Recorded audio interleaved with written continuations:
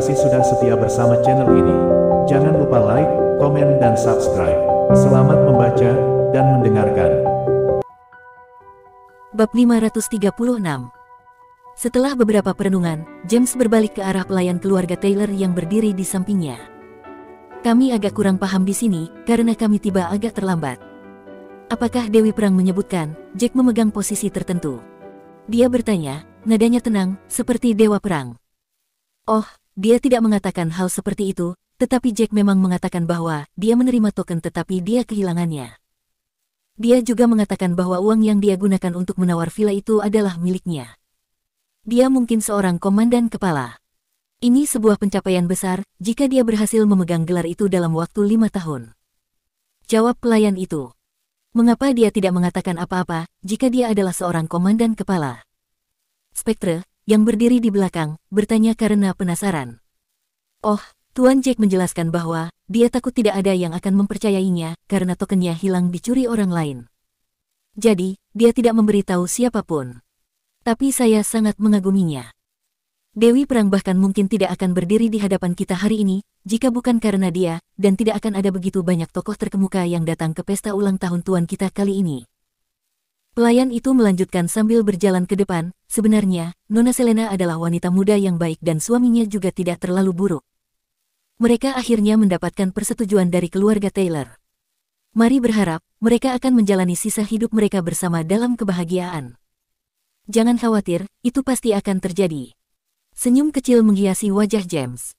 Dia tidak percaya apa yang dikatakan Jack. Tokennya hilang. Itu terlalu kebetulan. Dia merasakan identitas Jack tidak sesederhana itu. Dia bertanya-tanya, bagaimana Jack berhasil meyakinkan Lana, seorang Dewi Perang, untuk membantu menyembunyikan identitasnya. Dia memikirkannya. Mungkin, itu karena Dewi Perang terluka tidak lama setelah dia mendaftar ke tentara sebelum dia kuat. Jack menggunakan keterampilan medisnya untuk menyelamatkannya, jadi dia setuju untuk membantunya. Tuan Drake, Nona tanya, Tuan Timothy. Anda di sini. Jack tersenyum dan menyapa mereka ketika dia melihat James dan yang lainnya. Kami mungkin akan tiba lebih awal, jika Tanya dan Ivone tidak meluangkan waktu setengah hari hanya untuk memilih pakaian dan merias wajah mereka. James mengangguk dan mengamati sekeliling. Sepertinya, kita datang sangat terlambat. Tuan Drake. Suatu kehormatan memiliki Anda di sini. Tuan Tua Taylor segera melangkah maju untuk berjabat tangan dengannya. Pada saat itu, Ivan juga berhenti. Tangannya praktis bengkak dan terasa terbakar karena kelelahan. Michael memuntahkan darah dan jatuh ke tanah, tidak mampu menahan pukulan lebih lama lagi. Pengawal yang dia bawa, berdiri di pintu masuk utama kediaman keluarga Taylor, menunggu sesuai perintah mereka. Mereka melihat setiap peristiwa yang terjadi. Sayangnya, mereka bahkan tidak berani membiarkan suara keluar dari mereka. Ada terlalu banyak orang kuat di sana, dan mereka tidak berani berbuat apa-apa. Dia pingsan. Neil menelan ludah dan berseru, ketika dia melihat Michael yang wajahnya bengkak hingga tak bisa dikenali. Suruh pengawalnya ke sini untuk membawanya kembali. Lana berbicara dengan tidak sabar. Dengan cepat, beberapa pengawal keluarga Wilson masuk, mengangkat Michael dan membawanya pergi dengan cepat. Mereka takut mereka akan mati di sini jika mereka bergerak terlalu lambat. Orang ini kurang latihan fisik. Dia hanya menerima 200 tamparan, dan dia sudah pingsan begitu saja, kata Zyle sambil tertawa. Bab 537. Lana, Nona Dewi Perang. Lama tidak bertemu. James memanggil Lana, segera melangkah maju setelah Michael dibawa pergi. Dia menganggukkan kepalanya, lalu memperhatikan dua wanita cantik di sampingnya. Saya berasumsi bahwa keduanya adalah kecantikan legendaris, Tanya dan Ivone. Katanya sambil tersenyum. Tanya kaget saat mendengar itu. Dia tidak pernah menyangka bahwa Dewi Perang akan memujinya seperti itu. Halo, Dewi Perang. Aku Tanya Drake. Aku tidak secantik itu, Anda jauh lebih cantik daripada saya. Anda tidak hanya memiliki sosok yang bagus, Anda juga memiliki aura tubuh yang sangat kuat. Ivone juga dengan cepat menambahkan, itu benar. Tidak semua orang memiliki aura Dewi Perang. Michael selalu sombong dan berani, dia mungkin tidak akan berani begitu sombong setelah kejadian ini. Mata kedua wanita cantik ini mantap dan jernih. Mereka tampil dengan busana yang sederhana. Lana memiliki kesan yang baik tentang mereka. Setelah dia memikirkannya, dia dengan santai mengeluarkan kartu namanya dan memberikannya kepada Tanya. Nomor teleponku ada di sini, kita bisa pergi minum kopi saat waktu senggang. Lagi pula, aku tidak tahu banyak orang di sini, di Eastfield. Tanya tercengang dengan perlakuan Dewi Perang. Dia menelan ludah sebelum mengambil kartu nama kecil itu. Baiklah, saya akan menghubungi Anda jika ada waktu. Oh, benar, ini kartu nama milikku. Dia dengan cepat mengeluarkan kartu namanya, dan mengulurkannya ke arah pihak lain, membungkuk sedikit dengan kedua tangan menggenggam kartu itu. Lana tidak bisa menahan senyum melihat kejenakaan tanya. Jangan terlalu serius, aku bukanlah dewa. Perlakukan aku seperti orang normal lainnya, anggap saja seperti saudara perempuanmu. Saya seharusnya tidak melakukan itu. Bahkan jika Anda bukan dewa, Anda adalah Dewi Perang. Tanya tidak bisa terbiasa dengan itu. Lana adalah Dewi Perang yang kuat, bagaimana dia bisa memperlakukannya sebagai teman biasa dan bergaul dengan santai. Tidak mungkin dia bisa melakukan itu. Dia sudah merasa stres berdiri di depan Dewi Perang, merasa seolah-olah tangan tak terlihat mengepal di sekitar hatinya. Dia tidak pernah mengalami perasaan seperti ini sebelumnya. Ada prestise yang tidak dapat diidentifikasi, atmosfer kekuatan yang tidak dapat diidentifikasi di hadapannya. Aku adalah seorang Dewi Perang. Itu sudah lama sekali, dan aku sudah pensiun sekarang. Lana tidak tahu harus tertawa atau menangis. Dia hanya ingin melepaskan gelarnya, dan mendapatkan dua teman baru. Gelarnya membuatnya sangat sulit bagi orang lain, untuk berinteraksi dengannya secara normal. Timothy, yang berdiri di samping saudara perempuannya, memiliki ekspresi muram. Dia merasa telah dikesampingkan oleh Dewi Perang. Dia bahkan sengaja berdandan hari ini dan mengenakan setelan jas yang dibuat dengan rapi. Tentu saja, dia ingin mendapatkan perhatian Dewi Perang. Setelah beberapa saat, hampir semua tamu telah tiba. Zeus mengerutkan kening ketika dia memindai area itu. Sepertinya ada banyak orang. Dia tidak tahu apakah 220 meja itu cukup untuk menampung semua orang. Siapa yang melakukan ini? F-Cek. Beraninya dia memukuli anakku seperti ini. Michael telah dibawa kembali ke rumah keluarga Wilson. Kepala keluarga Wilson, David Wilson, melihatnya saat dia sedang dibawa masuk. Dia segera memanggil beberapa anggota keluarga Wilson untuk melihat keseluruhan situasinya. Ya Tuhan, apa yang terjadi dengan tuan muda? Wajahnya telah dipukuli, dan sangat bengkak sehingga terlihat seperti babi. Saya mungkin tidak akan mengenalinya jika bukan karena pakaiannya, yang dia kenakan pagi ini. Salah satu anggota Wilson meringis saat melihat keadaan Michael. Siapa yang berani melakukan ini? Siapa yang telah melakukan ini? Aku akan mencabik-cabiknya. Master Wilson mengepalkan tangannya. Ini adalah putranya, daging dan darahnya. Dia sendiri tidak tega memukulnya. Dia tidak pernah berpikir bahwa dia akan dipukuli sampai keadaan seperti ini. Benar. Kita harus membalaskan dendamnya dan membunuh seluruh keluarga pelakunya. Pengasuh keluarga Wilson juga berkata, terengah-engah. Tuan muda menyinggung Dewi Perang. Salah satu pengawal berbicara dengan hati-hati, mengangkat kepalanya. Bab 538. Siapa yang dia singgung? Tidak masalah siapa, aku tidak akan membiarkan dia hidup untuk melihat terang hari ini. Tuan Wilson berteriak. Dia sangat marah dan semakin meledak dengan amarahnya. Namun, dia tiba-tiba tertegun setelah mengatakan itu. Tunggu, siapa yang dia sakiti, katamu? Dia menyinggung Dewi Perang. Itu benar, Tuan. Dia menyinggung Dewi Perang, Lana Zex. Pengawal itu menjelaskan. Kita sudah selesai, Tuan. Orang yang dia sakiti kali ini terlalu kuat. Sungguh keajaiban dia tidak datang untuk seluruh keluarga kita. Ekspresi penjaga keluarga Wilson menjadi gelap, tiba-tiba tunduk pada takdir. Tidak mungkin. Dia benar-benar menyinggung Dewi Perang. Tuan Wilson menelan ludah. Kemarahan yang mendidih dalam dirinya beberapa saat yang lalu menghilang dalam sekejap. Rasa takut yang mendalam menggantikannya. Itu adalah Dewi Perang. Jangankan petarung yang terampil di Eastfield, bahkan petarung di kota-kota besar lainnya, tidak akan berani menyinggung orang seperti itu. Bahkan, ada banyak orang yang ingin menjilat mereka. Dia tidak pernah mengira, putranya sendiri benar-benar akan menyinggung sosok yang begitu kuat. Carikan dokter untuknya dulu. Master Wilson menangis ke arah dua pengawal, setelah beberapa saat hening. Setelah pengawal pergi, dia segera memerintahkan beberapa pengawal yang lain untuk membawa Michael, agar beristirahat terlebih dahulu. Kemudian, dia beralih ke pengawal lain. Apa yang sebenarnya terjadi? Putraku bukan idiot. Tentunya dia tidak cukup bodoh untuk menyinggung Dewi Perang. Inilah yang terjadi, Tuan. Anda tahu bahwa Dewi Perang ini selalu tidak menonjolkan diri. Pengawal itu tersenyum pahit dan memberitahu Master Wilson segalanya. Serius? Mengapa harus memakai topeng ketika tidak ada yang terjadi? Anakku telah menerima pemukulan yang sangat tidak adil. David Wilson menggertakkan giginya. Dia percaya bahwa Michael tidak akan mengatakan hal seperti itu jika dia tahu dia adalah Dewi Perang. Dia tidak akan pernah menunjukkan rasa tidak hormat seperti itu padanya. Namun, itu semua telah berlalu. Dia tidak punya pilihan selain menyerah. Tetap saja, hatinya menjadi panik ketika dia memikirkan putranya dipukuli sampai babak belur. Bajingan itu, Ivan. Menamparkan seseorang hanya karena mereka menyuruhnya, dan bahkan menggunakan tangan yang begitu berat. Putraku mungkin akan dipukuli sampai mati jika dia menerima beberapa tamparan lagi. David mengepalkan tangannya kuat-kuat. Dia ingin menghancurkan bajingan itu menjadi beberapa bagian. Tuan, kita tidak bisa menyalahkan Ivan. Itu semua adalah rencana Jack, menantu keluarga Taylor. Anda tahu bahwa Tuan Muda Wilson menaruh minat pada istrinya. Tentu saja, Jack akan menyimpan beberapa dendam dalam dirinya juga. Tidak akan mudah agar bisa mendapatkan persetujuan dari Dewi Perang untuk menangani hukuman. Bagaimana dia bisa melewatkan kesempatan seperti itu?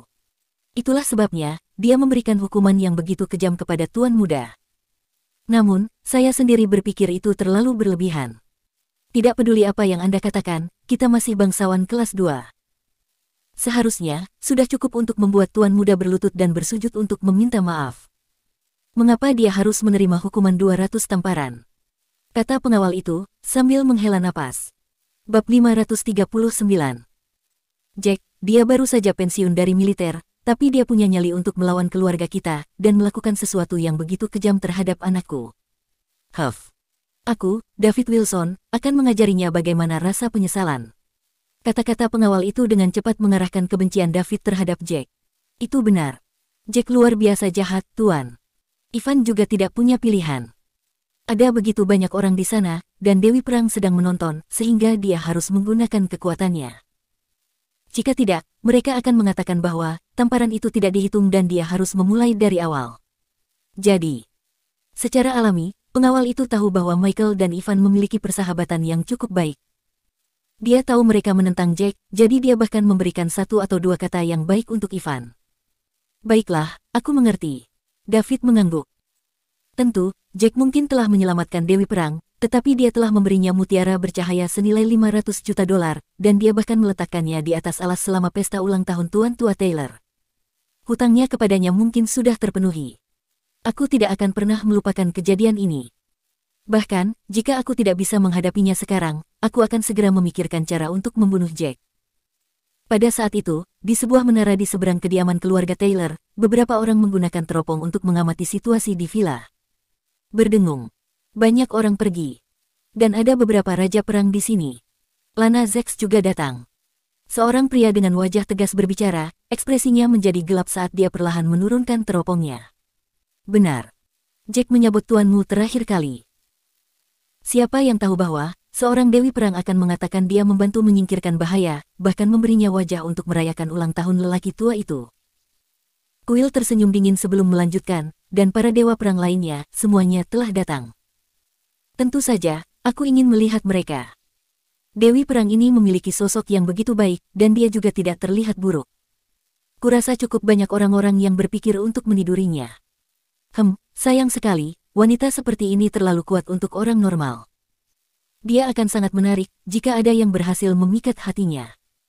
Dia tidak pernah menyangka, pria itu akan menamparkan wajahnya dengan kejam, tepat setelah mengatakan itu. Kamu.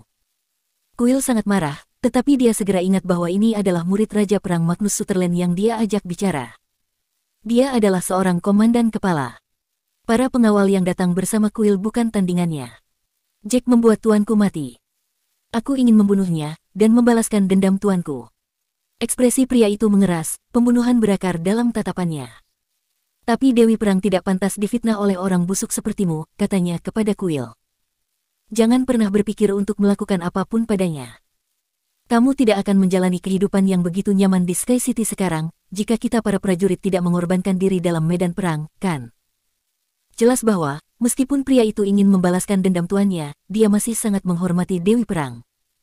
9 dewa perang besar dan prajurit tertinggi praktis adalah dewa di dalam hatinya. Dipahami. Meskipun dia marah, Kuil berhasil tersenyum. Kapan kamu berencana untuk bergerak? Setelah beberapa hari.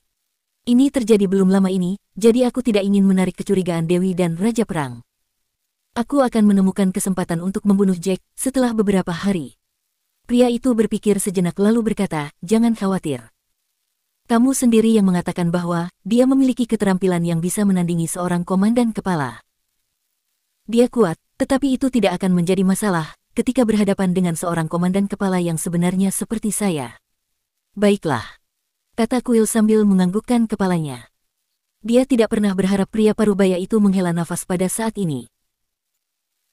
Aku tidak pernah mengira tuanku, orang tua yang telah berkontribusi begitu banyak pada negara kita dan membunuh begitu banyak musuh, akan menemui akhir seperti itu. Itu hanya membuat seseorang sangat kecewa. Ini semua karena Jack. Tuanku tidak akan mati jika dia tidak memanggil Dewi Perang. Bab 540. Baiklah, kita akan membiarkan Jack hidup beberapa hari lagi. Kuil menyunggingkan senyum tak menyenangkan. Dia memikirkannya sebentar sebelum dia menambahkan, saya perhatikan bahwa istrinya bukan kecantikan yang biasa. Apakah Anda keberatan jika saya bermain-main dengannya setelah Anda membunuhnya? Ekspresi pria itu tertutup, sama sekali tanpa emosi. Dia memandang Kuil di sampingnya dan berkata, itu urusanmu. Itu tidak ada hubungannya denganku. Tujuanku hanya untuk memenggal kepala bajingan itu. Setelah dia mengatakan itu, pria itu berputar dan pergi. Kuil menunggu sampai pria itu pergi sebelum dia berbicara dengan nada dingin, Jack. Kamu hanyalah seorang komandan kepala. Bergaya dengan sombong di depanku setiap hari, sambil menunggu makanan dan minuman enak disajikan untukmu. Dan kamu berani memukulku. Sial, kamu benar-benar penuh dengan dirimu sendiri. Pengawal yang mengelilinginya memiliki ekspresi yang aneh. Mereka tidak memiliki suara dalam masalah ini. Meskipun pria itu hanya seorang komandan kepala, mereka tidak mampu menyinggung perasaannya dengan mudah.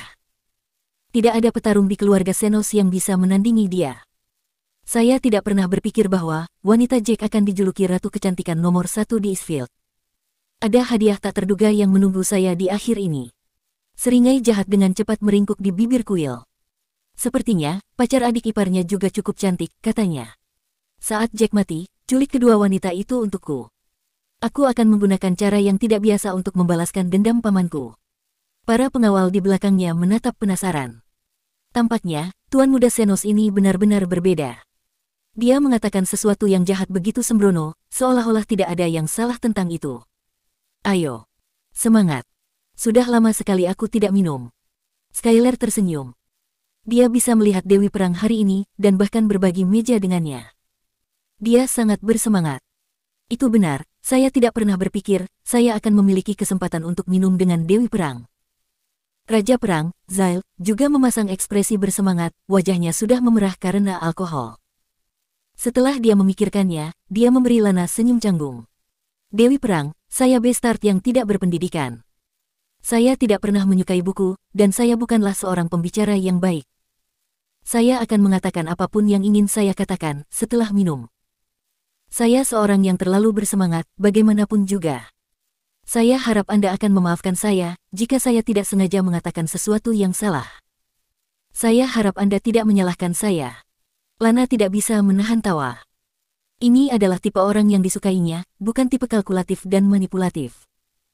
Setelah dia tertawa, dia mengangkat gelasnya dan berbicara kepada Zyle, ayo minum. Jangan khawatir. Aku juga bukan orang yang picik. Baiklah. Aku akan mengosongkan gelasku dulu untuk menunjukkan rasa hormat padamu. Zyle tidak pernah menyangka, Lana akan mengajaknya untuk minum.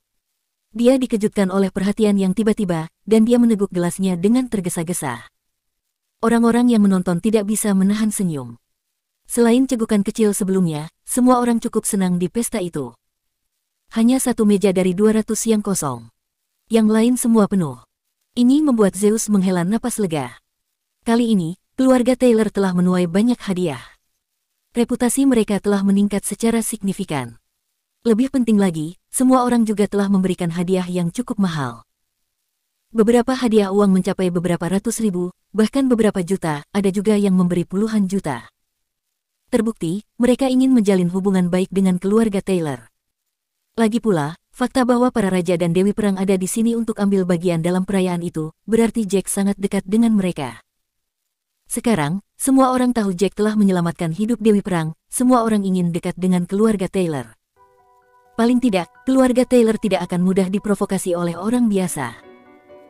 Mereka telah menghabiskan sekitar 10 atau 20 juta dolar untuk pesta itu, dan menerima hadiah uang tunai senilai puluhan juta. Ini bahkan belum termasuk hadiah lain yang mereka terima.